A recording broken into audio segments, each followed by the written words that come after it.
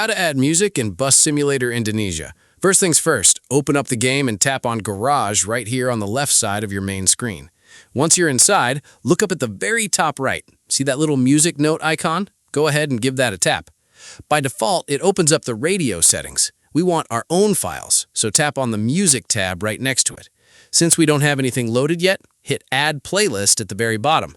Now just type in whatever name you want for your playlist. I'll just call mine tutorial_mix and hit Add. Perfect, our folder's ready. Now look to the bottom right and tap Add Track. A small menu will pop up. Just click on Devices Gallery to browse your phone's storage. This opens up your phone's Downloads folder. Just scroll through, tap on the song you want to import, and boom, it's added to your track list. If you're done adding tracks, just tap the back arrow at the top right to return to the main garage.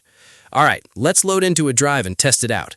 Once you're out on the road, look over at your steering wheel controls on the left. Tap that little radio icon floating right there. This drops down your media deck at the top of the screen.